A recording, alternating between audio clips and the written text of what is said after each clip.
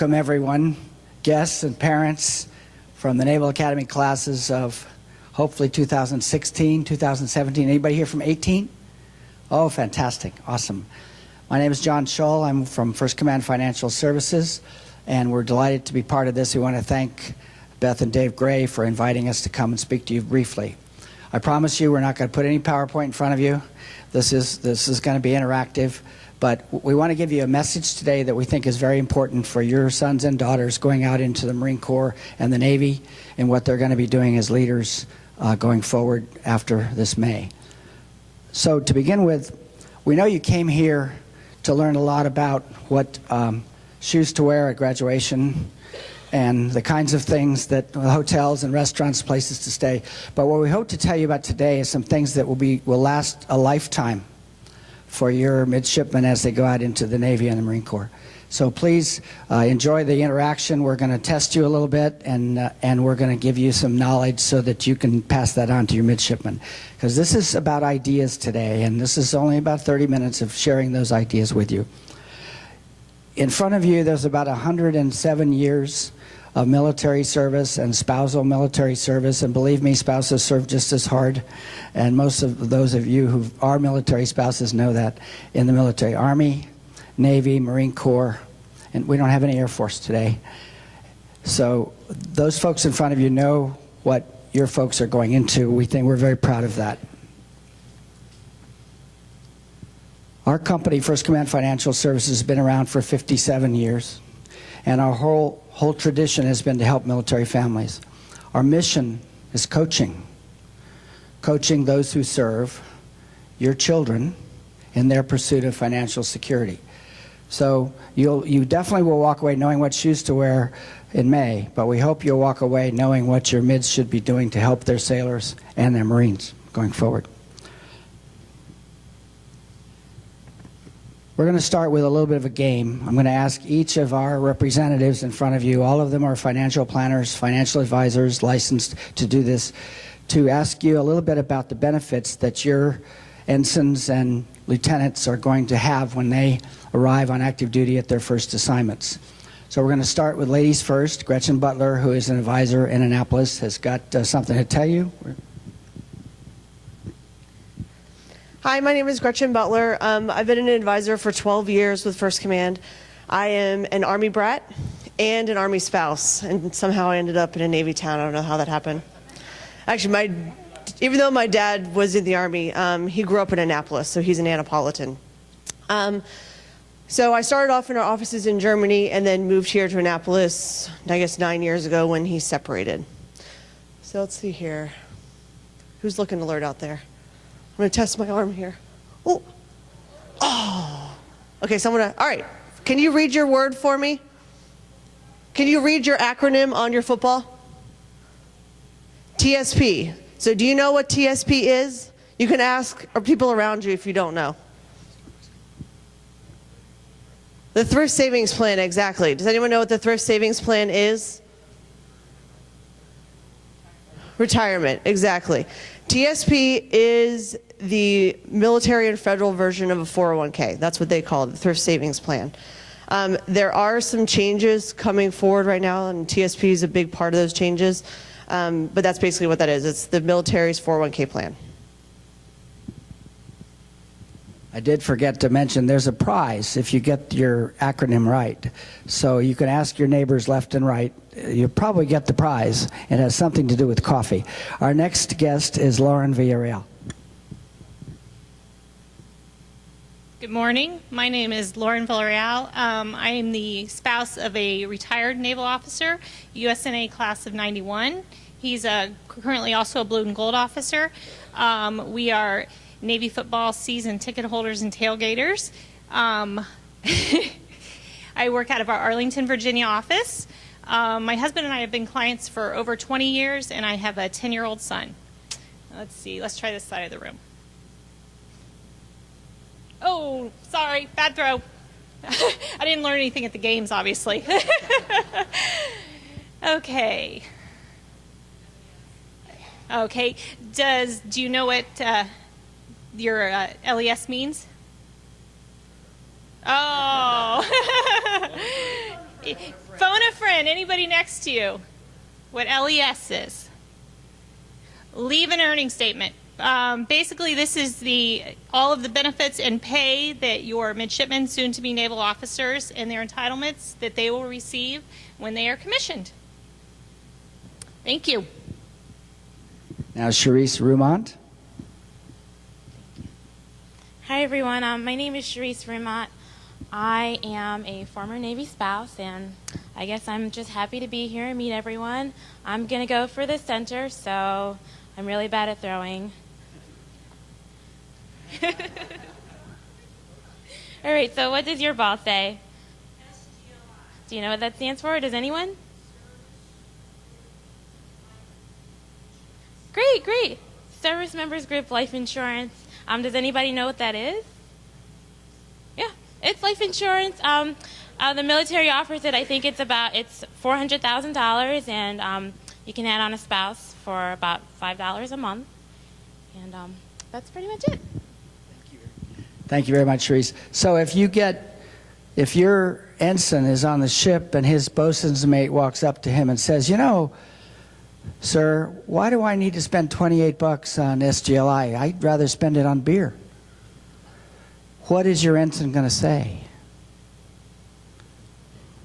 Is your ensign going to have SGLI? Because it is a choice.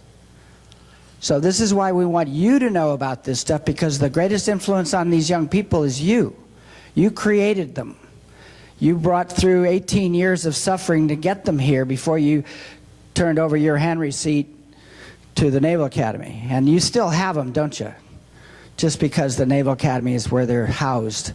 So when they learn that and what that SGLI means, you can tell them you know what it means too and how important it is. Okay, our next speaker is John Olson. I am John Olson. I'm a 2002 Naval Academy grad. I served on submarines for 7 years and did my last tour at the Pentagon with the Chief Naval Operations and SecNav. So afterward, if anyone's curious about subs, please feel free to ask. All right, I'll go over here. What did you get, sir? VGLI. Anyone, do you know, or is anyone around you know what that is? Exactly. Veterans Group Life Insurance. So Veterans Group Life Insurance, basically, when you get out of the service, whether it be retiring or separating, you have a choice to continue SGLI as VGLI, Veterans Group Life Insurance. You can get the same $400,000. When you're young, it's actually very cost effective, but it does go up in price. Who here has group life insurance at work? A lot of people do. A lot of you may or may not know, it goes up in age bands every 5 years. The price goes up. VGLI is very similar. So for the uninsurable veteran, it can be an awesome deal. So that's VGLI. Thank you, John. Yes, sir. Yes. Actually, the correct word, the word group, it's a type of term, but term is generally level, and it doesn't change price until that term period is over. For your SGLI, for example, some of your ensigns and Marines will be on active duty for 30 years or more. That price won't go up, but when they leave, within 120 days, it's gone. So that's why we tell them about it. We want them to know that they need to think about alternatives early on. And VGLI can start about $40 a month, a little bit less than twice what SGLI will be when they separate from the Navy or retire. But it'll go up to in the range of $800 a month by the time they think they need it in their 70s. So all group insurance works the same way. The young people subsidize the older folks. Okay? So now Antoine is going to speak to us. Antoine Jefferson, class of 2007. Thanks, John. Antoine Jefferson, 2007. I am currently an advisor in the Fulton area, but I work closely with John in the Annapolis office as well. I'm a surface warfare officer, spent 7 years between service Navy and here in D.C. I finished my tour at the Navy Ceremonial Guard. So, going in the back. I was a pitcher. So what does yours say? Does anybody know what BAH is around there? Yep, basic allowance for housing. So with that, it's the lowest it's going to be is probably around 732. So it's in addition to their base pay, and that's what they get for a housing allowance. It varies between cities. Generally, San Diego, Hawaii, those are going to be the higher BAH levels. Sometime in the DC area, it's pretty high as well. But your sailors or Marines are going to have an additional allowance. So they'll start off with about $43,000 a year, including the BAH, and it quickly goes up to somewhere around $75,000 total by the time they're O3s. It depends. It depends on the city. Yeah. It varies by area, depending on. Like the lowest you'll probably see is like $740. It's not taxable. Yes. Yes, and that changes as well with dependents. Question for the camera. Oh, sorry. If they're married, it changes. The BAH changes with dependents. Any other questions on BAH? Thanks, Antoine. Next advisor, Glenn Becker, who's also a competitive aerobatics pilot. You want me to go second to last, just because I have a word? Yeah. Okay, then we'll give It's up to you. We're going to change the order. You'll find out why. Chuck Dixon, Naval Academy, class of 79. Thanks, John. Great to be here with all of you today. As John said, class of 79. I was a surface warfare officer, nuclear qualified, spent about 28 years in uniform and had the great honor of commanding a frigate and a cruiser. And now I'm an advisor here with this company. But my history of the company goes a lot farther than that. I became a client in the early 80s. As you can figure out, graduating in 79, my only regret was I didn't hear about it when I was a mid. I don't think there was much of a parents organization like the Grays put together today. There was no commissioning 101 class back then. This is a great deal, and I've been privileged to be associated with this company for a long, long time. I've got a great follow-on to Antoine's here. We'll go right over here somewhere.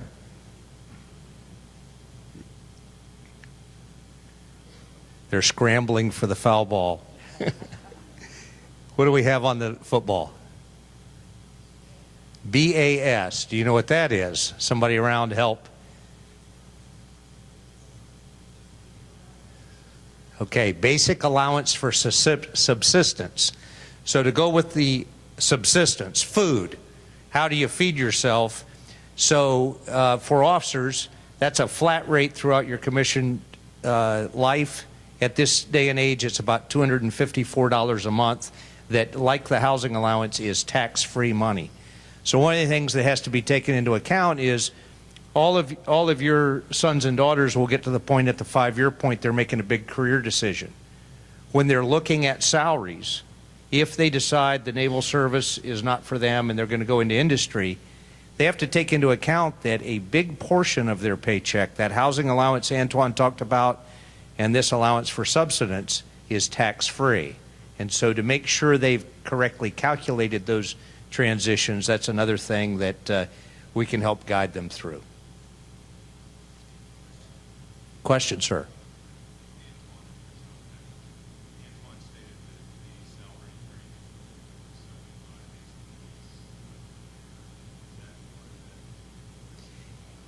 Yes, sir. The question was, you know, when you first commission, probably your total compensation is around $45,000 a year, and several years later through, you know, there's a longevity increase in your pay every 2 years, and then there are promotions to 02 and 03. So very quickly from day one as an ensign or second lieutenant to the 5-year point, you can watch that salary grow from about $45,000 all inclusive of these allowances up to in the 70s. And of course, that changes every year with the Defense Authorization Act and whatever raises are put on the pay scale, and any other bonuses or specialty pay that training may involve for pilots or nuclear power or whatever surface selection that your midshipman may select. No, that's so your pay is made up of three components at the beginning. Base pay, which is principally the salary, taxable. Then on top of that, an allowance for housing, which is tax-free. And then additionally, this $254 of subsistence allowance, which is also tax-free. And you were talking combined, right? So that total comes together to provide $45,000 roughly of income as an 01, an ensign or a second lieutenant. And then by about 5 years later, between the almost automatic promotions and longevity increases, it will have grown into $70-some thousand a year. I'm not we did. Yeah, if you're as old as me, we lived on a lot less. And I tell a lot of my clients, young clients like your sons and daughters, I closed on my first house down in Chesapeake, Virginia, reporting to my first ship. I went to closing table at 16.5% interest on my mortgage. That was before I had a first command advisor. Thank you, Chuck. Now, I want to remember, part of this talk is to give you some leverage. When your kids come back to you after the summer and say, Mom, I don't have any money, that's baloney.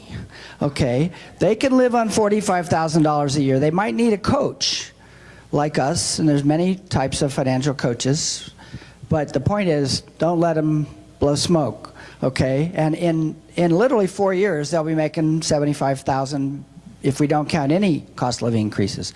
So they're going to be making plenty of money, and they're going to be deployed a lot anyway. They won't be able to spend it, or at least that's what you should tell them. All right, and now I want to present our competitive aerobics pilot, Glenn Becker. Did I say aerobics? Aerobatics. I can't get this right. I am older than Chuck. This is not possible. Thank you, John. I appreciate that.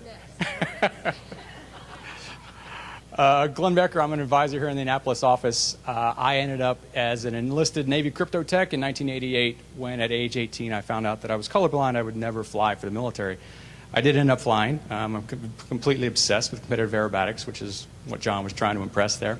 I'm going to prepare you, whoever ends up with this, it's not an acronym. This one and what John's going to talk about are words that we think are critical, that speak to the basis of what it is that your young people are going to experience growth-wise and are going to be key to not only their professional but personal growth, financial leadership, all that combined. So whoever ends up with this one, we should just think about why you think this might be important in what they're going to experience. Any takers? Thanks. I was going for it where it came to me. What do you have? Character. That's good. Character. We had trouble fitting that one on the footballs. Yeah. Take a guess. What do you think? Why do you think that's so important?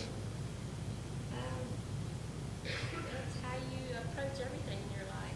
What kind of person you are. Okay, Important to you. kind of the bedrock of everything you do and are. Okay, any other thoughts? Any other? Oh, forgive me. That's my inability here on the microphone. The word was character. I was a cheerleader. I tried to get it. So, please go ahead. Representing the Navy, so you need to have a good character by the actions. That's a wonderful insight. Yes, you're actually not representing just your personal self anymore, right? Good. Any other thoughts? You're setting an example. Perfect. What is the key to leadership? Yep, set an example. Other thoughts? Okay, so we think that these things are critical to not only financial but to leadership success. And I'll turn it over to John for our final word. Thanks, Glenn. Maybe he should do aerobics. I think he's pretty fit, you know. The reason that we talk about character is this last football that we have, and I don't think this group got too many here. So this young lady over here who was very, very articulate gets this one. Oh, wow. Leadership. All right, tell us what you think that means. Now, before you start, Everybody in this room created the character and much of the leadership that your children have today. We give a lot of credit to the academies for doing this, and they do it, but they didn't start it. It started right here in this room with you guys when they were born. What do you think about that? Leadership is not something, as you say, it's not born, but something you learn through good character and through your mentorship. And so in school, they taught them for 4 years of how to become a good leader. Great. I'll repeat some of that and you can continue. Thank you. Leadership is something that they learn and they acquire here at the academy, and then they impart that on, and they get that from the training and examples that they get here. What else would you add to that? That's okay. That's great. We think that that's what academies do. They give leadership, but leadership isn't how to fly a jet. It's not even necessarily always how to take the hill. It might be how to talk to the petty officer or the Marine Corps corporal who says, I can't be at training today, sir, because I have a problem with my finances. So what we're asking you to pass on to your folks is a little bit about how to think about their people. The greatest resource is not the F-18. It's the person who helps maintain it and fly it. So their people are the key to all of this. Let me give you some statistics to tell you why this is so important. I didn't tell you who I was. I'm a West Point graduate, and I'm particularly interested in statistics that are a part of the Army. I came on board as a client with this company a few years ago and put 3 children through college on the basis of my financial plan without any debt. But so many of these young people today, walking out of the Naval Academy, they don't have any debt to speak of unless they took the Career Starter loan, which is a good thing, but they have to pay it back. So you're going to impart a lot of this, but some of these statistics are just sad. For the first time ever, the suicide rate in the Army is higher than that of the nation at large. That doesn't make any sense because they get these values of character and leadership from the academies and from service in the military. 1 out of 5 military families is on food stamps. 1 out of 4 cannot pay their bills routinely and have $10,000 of credit card debt or more. 1/2 have less than 3 months of savings. So when this petty officer comes up to your son or daughter and says, what do? I can't deploy because I have a family that is on food stamps and is in need, and your ensign says, I don't really care about that. I just got to make sure that the plane flies or the sub works or whatever community they're in. That doesn't work anymore. So leadership and character are what they take out of here, but that involves everything, including their financial lives. That's what we want to impart to you today. So we're pretty serious about it. So what would they learn? They need to learn about things like budget. You guys probably can teach a lot of that to them. They need to learn what their budgets should look like, what credit is, and what debt is, so that they set an example for their own sailors and Marines. They need to learn a little bit about resources. What's available in San Diego, in Chesapeake, Pensacola, places where your young people will go? What's available in the way of financial resources to help out my ensigns and my ensigns in some cases too, but my sailors and my Marines? So those kinds of resources are available everywhere. Navy Mutual Aid, there are personnel resources, Red Cross, but it starts with you as the leader. So that ensign or that lieutenant has got to say, well, let me tell you what I do. Because the example is the greatest tool of leadership, is the example you set. Why are they here at the Naval Academy? Because of your example. They didn't get here on their own. I'm sorry. Maybe they did some of it. Hopefully you didn't run track for them. But the things that matter about character and leadership, they got from you. So continue to think about that. Well, I just got a phone call while the others were talking from our home office in Fort Worth, Texas, and they told me that everybody who got a football can get a prize that has something to do with coffee. So if you can come to our table, we'll give you a Starbucks card and thank you for participating. But more importantly, if you hear nothing else today, we want, as an organization, to thank you for letting us work with young people. We work with a lot of midshipmen, and to thank you for what you've done to get your midshipmen to this point. Many of you in this room have graduates graduating in May, class of 17 and 18. They've done a huge amount, but you started them. So thank you very much for everything you do.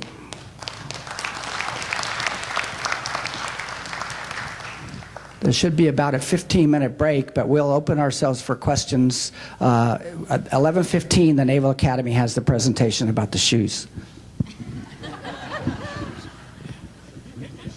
Does BAH and BAS continue when they're deployed?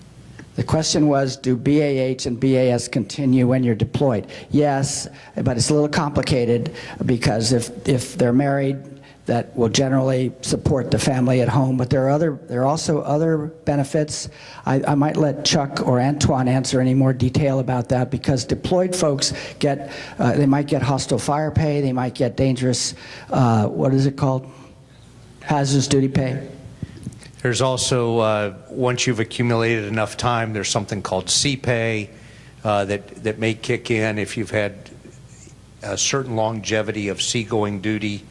There are kickers on that if it's continuous, if you haven't taken a shore duty break by the nature of the series of your tours. And those things change a little bit every single year, but the resources are there, and we keep very close tabs, and your young officers will have access to that with this wonderful thing called the internet and different things. But does that answer the question, ma'am? Okay. Over here, sir.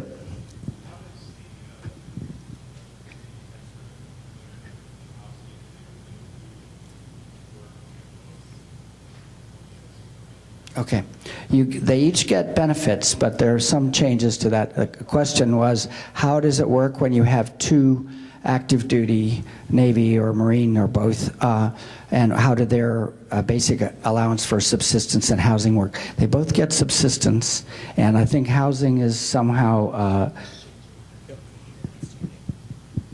For BAH, it's starting to change. It used to be both people could get it, and now it's becoming just one.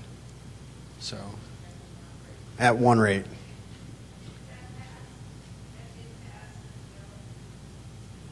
It did.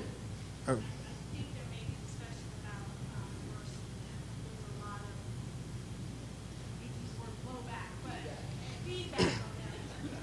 So there's a couple things. I just retired from the Navy, worked in OpNav N1, did pays and allowances. So there's, when your young ensigns, second lieutenants get commissioned, they'll have a lot of pays that are both taxable and untaxable. Career sea pay actually starts now day one when you report aboard the ship or the submarine.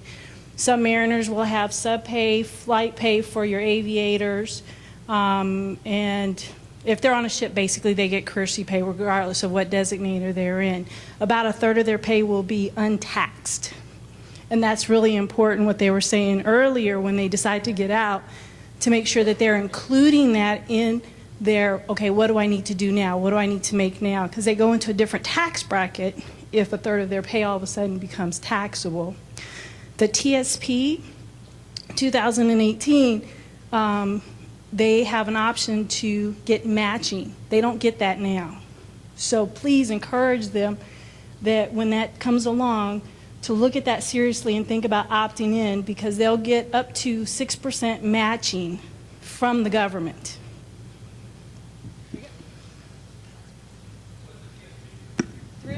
Thrift savings plan. Young lady, we're going to include you next year in our team, because that was excellent. Oh, well, forever then. Good. Thank you so much. That you can see. I'm sorry, over here. What I was missing was, how do we get funding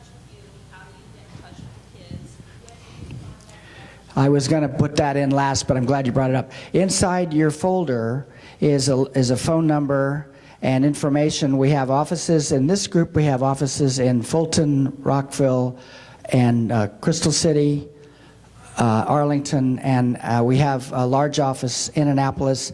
If your midshipmen want to talk to us as coaches to them, any one of these folks can come over to our office to see them. They don't have to travel to Fulton or Arlington to see someone.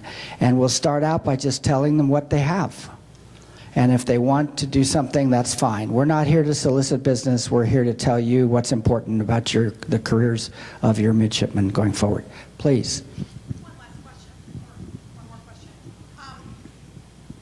Do you, would you suggest getting some type of limited power of attorney when they deploy in the event that they need, I mean, they're going to be out, so if they need something done here or needed help or whatever, which is The question was, would we suggest getting a limited power of attorney for deployment?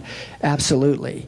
And these things are done without any costs for Navy, Marine Corps, all the services by the JAG. That's the legal arm of the military. They'll prepare wills and other things. And John, I think, wants to add something. I just want to add for everyone who isn't aware, when you deploy in the Navy or Marine Corps, the commanding officer will require everyone to update their will, go see the JAG, get the power of attorney. It's a requirement that in my boat, the subs we call in the cob would walk around and chief of the boat and make sure everyone's checked off the list and that it's done. So they're forced to do it. The irony is, though, sometimes we've had changes. Somebody gets married and forgets to change their beneficiary on an SGLI and then deploys. We actually lost a client that way.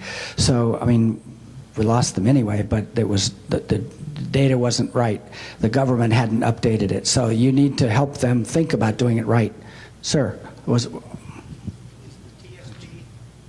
the TSP set up with a T. Rowe Price or Schwab, or how's that set up?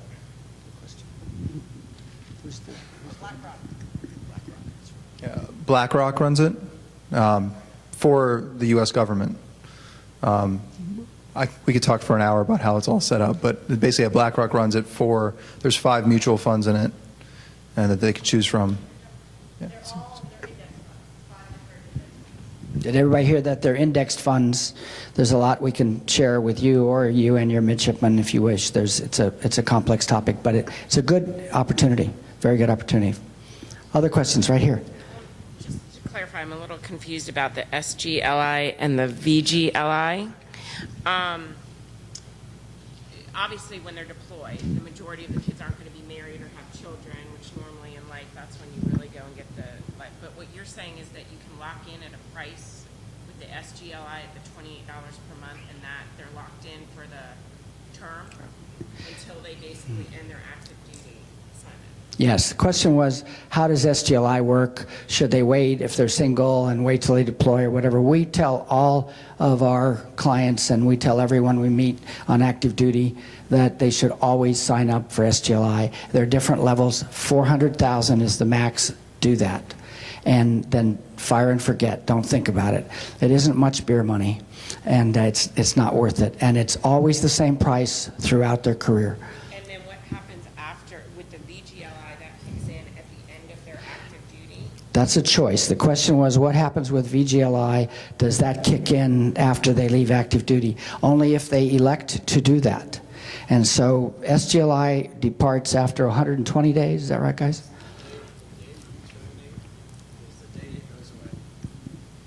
So when I separated, the day that I separated, all of my benefits went away. So that includes SGLI, that includes BAH, BAS, access to child care. Unless you're doing reserves, then that's the only time that those things can stay. Is there some type of incentive to have SGLI to go over to the VGLI, or starting all over again? So you can get VGLI without any proof of health, age, health, avocation. There's like no insurability. So you can, Right, so you can just automatically get VGLI, you just opt out of it. So one pretty practical reason to make sure that you have SGLI early on, like John said, it's pretty cheap, but if you are not married together, right, so if you go into the service not married and you don't have it, if you get married after the fact, there's not really, even though you have to go in DEERS and all that other stuff, there's not really a great process that makes sure that now you're married, now you have to get SGLI. If you go in before, like if you're married and then you could go on active duty, they do a pretty good job of making sure, because your spouse actually has to sign off and say that you don't want SGLI. Because what happened in OIF 1 and 2 is that we'd have soldiers, sailors, Marines go over and they would be killed in Iraq and Afghanistan, and their spouse at home would go, oh great, at least I have this 400,000 of SGLI. Who knows what death gratuity is? So how much is death gratuity? 100,000. And it's payable within 72 hours of death, right? So their spouse back home would be like, oh great, I've got $500,000 coming to me. And then someone would, her casualty assistance officer would come to the door and say, oh, by the way, I'm sorry, your husband elected not to take SGLI. So now that's no longer an option, and they make the spouse sign off. They do a good job of it if you come in married. Not as good a job, because my husband and I got married after he had graduated from OBC, and they don't necessarily do as good a job of making sure that you have it. So it's $27. It's super simple. Just sign up, and then all you have to do is worry about changing your DD-214 to reflect the correct beneficiary, because that is also important. Your beneficiary, if they're not married, more than likely it's mom and dad. If they get married, and you can still have it be you, but being someone that is married, you should probably change it to your wife. Okay.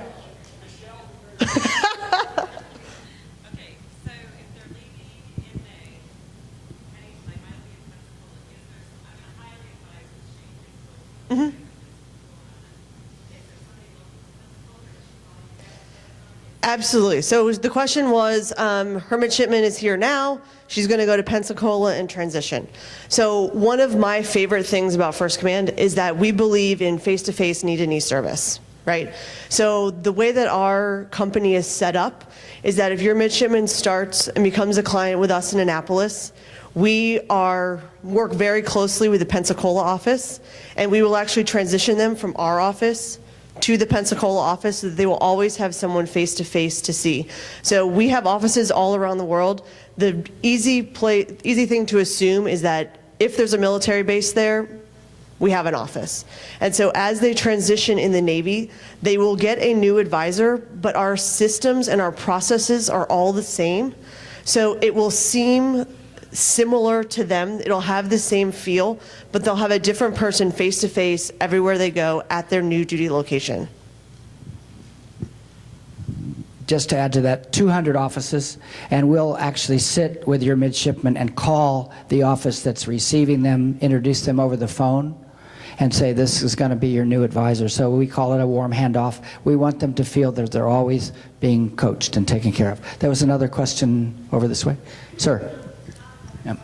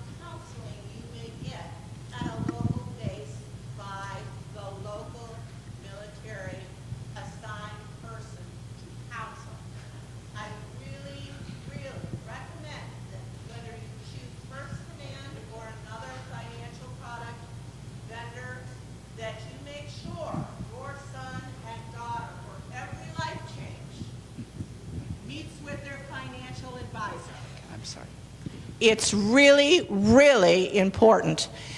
Example, I have friends whose senior enlisted husbands retired from the Air Force They elected not to have retirement benefits after the retiree deceased. That means that the elderly spouses are in jeopardy because that option was available for $100 extra a month during the retiree's life.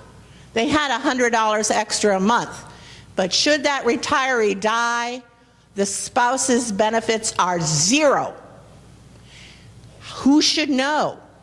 Well, that's why I'm telling you those options are there from the person who briefs on base or on site. But really, get yourself a financial advisor, and for every life change, babies, illness, anything, see your financial advisor who understands the military systems. It's vital. We have not paid her. Thank you so much. And the important thing was whoever you work with, your benefits, and some of you didn't hear the first part of that. I'll repeat it very quickly. This young lady works for the Army, had worked for the Army Community Service, which is one of the many services that support both active duty and veterans. And to her point is, they try pretty hard, but they don't always get it right, and they don't have any fiduciary responsibility for the lives of the people that they serve. We take that on. We feel that we have that responsibility when we make a relationship with one of you or one of your sons or daughters. But again, get information, continue to learn about benefits. We want to make that the message too. I know that Beth is about to give us the boot. I already have that. But anyway, thank you so much for attending and joining us. We'll be back next year.